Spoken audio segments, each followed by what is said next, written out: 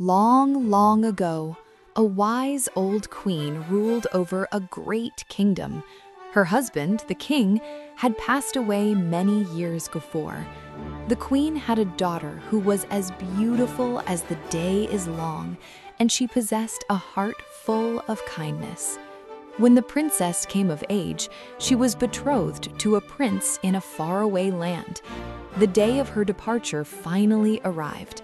The mother queen, wanting the best for her beloved child, packed wagons full of expensive vessels, gold jewelry, and silk dresses.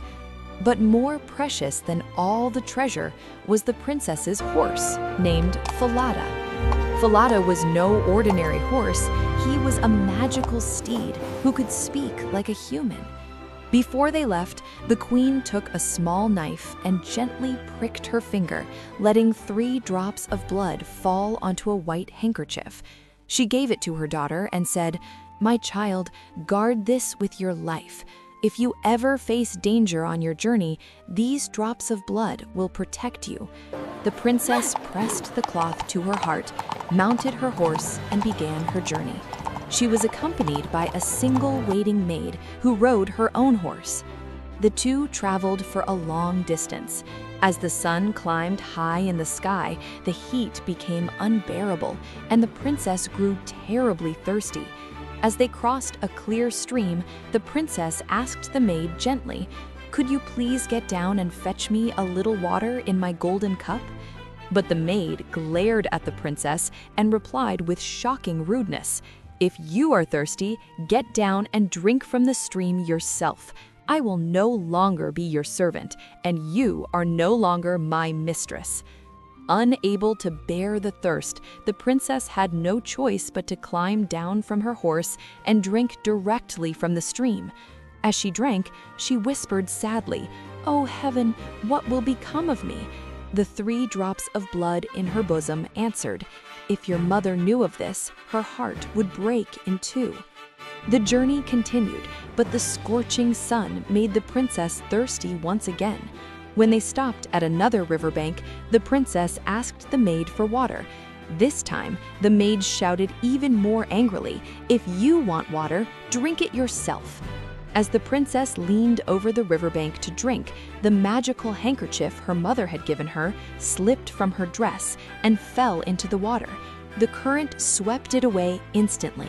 The poor princess did not notice it in her distress, but the wicked maid saw everything.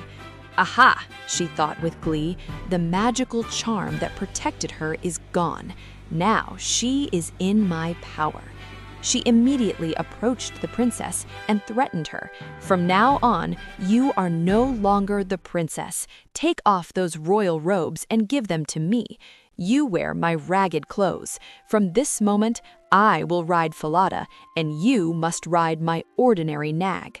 When the princess refused, the maid drew a knife and threatened to kill her. "If you breathe a word of this to anyone at the palace or anywhere else, I will stab you to death." Terrified, the princess swore a terrible oath to keep silent. She gave up her royal gown and put on the maid's old, worn-out clothes. Finally, they arrived at the prince's palace. The king and the prince were waiting at the gates. Seeing the maid dressed in royal robes riding the magnificent Falada, they welcomed her, believing she was the princess. The real princess, dressed in rags, was left standing alone in the courtyard. The king led the fake princess inside, but as he happened to glance out of the window, he saw the girl standing by the gate. She was beautiful, yet looked incredibly sad. He turned to the bride and asked, "Who is that girl standing all alone? Why did you bring her?" The traitor replied carelessly, "Oh, her? I just brought her along for company on the road. Please give her some work to do so she doesn't stand idle." The king thought for a moment and said, "We have a boy named Conrad who tends the geese. Let this girl help him." And so the girl who was born a princess was sent to be a goose girl. The fake princess lived in constant fear. She thought, Falada can speak. If he ever tells the prince what really happened, I am finished. So she went to the prince and pretended to cry. My love, this horse gave me so much trouble on the journey. It is dangerous. Please have its head cut off. The prince, believing her, ordered the horse to be killed. When the real princess heard this news, she was heartbroken. She went to the slaughterer and gave him a gold coin. She begged him, please do me one small kindness. After you cut off Falada's head, nail it to the wall of the great dark gateway that I pass through every morning with the geese. That way I can see my beloved horse every day. The man agreed and did as she asked. The next morning, the princess drove her geese beneath the gateway. She looked up at Falada's head on the wall and cried, Alas, Falada, hanging there. To her surprise, the dead head answered, Alas, young queen, how ill you fare. If this your mother knew, her heart would break in two. Weeping, the princess went on into the fields. There she sat down to comb her hair. When she undid her braids, her hair shone like pure gold in the sunlight. Conrad, the goose boy, saw it and was so greedy that he wanted to pluck a few strands. Quickly, the princess spoke to the wind. Blow, wind, blow. Take Conrad's hat away. Make him chase it far and wide until my hair is combed and tied. Immediately, a strong gust of wind blew Conrad's hat off his head. He had to run miles to catch it. By the time he returned, the princess had finished combing her hair and tied it up, so he could not steal any. Conrad was furious with her. This continued for a few days. Finally, Conrad lost his patience and went to the king to complain. Your Majesty, I cannot herd geese with that new girl anymore. She is a witch. Every morning she talks to a horse's head on the wall, and the head talks back. And in the fields, she talks to the wind and makes my hat fly away, he grumbled. The king found this very strange. Very well, he said. Go to work as usual tomorrow. I will watch from hiding. The next day, the king hid behind the dark gateway. He heard with his own ears the princess speaking to the horse's head and the head calling her young queen.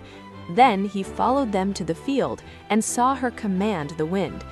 That evening, when she returned, the king called her aside privately.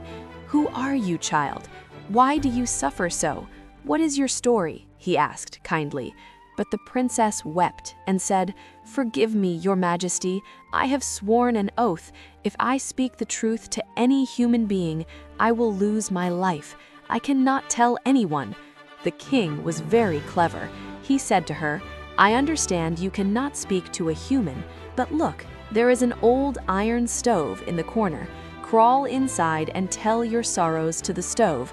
It will tell no one. He pretended to leave, but actually went outside and listened through the chimney pipe. Left alone in the room, the princess crawled into the iron stove and poured her heart out.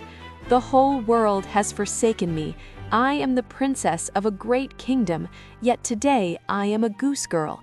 My waiting maid betrayed me, stole my clothes, and took my place.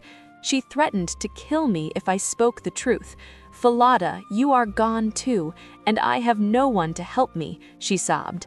Listening through the pipe, the king heard every word. He was shocked and furious. He came back into the room and said, Do not cry any more, my child. The time for justice has come.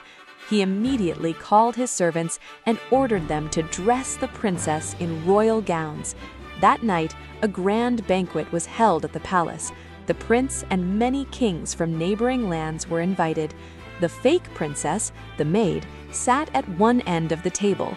The king cleverly brought in the true princess, dressed in stunning beauty, and seated her on the other side, so the maid did not recognize her. When the feast was over, the king posed a riddle to the fake princess. Tell me, my dear, he asked, what punishment should be given to a servant who betrays her master, steals their place, and threatens their life? The foolish maid, not realizing she was trapping herself, replied arrogantly, Such a traitor deserves a terrible death. She should be put inside a barrel studded with sharp iron nails, and 2 white horses should drag it through the streets until she is dead." Hearing this, the king stood up in a rage. "You are the one who pronounced this judgment. Look here, this is the true princess. You are the traitorous maid. You have chosen your own punishment with your own mouth."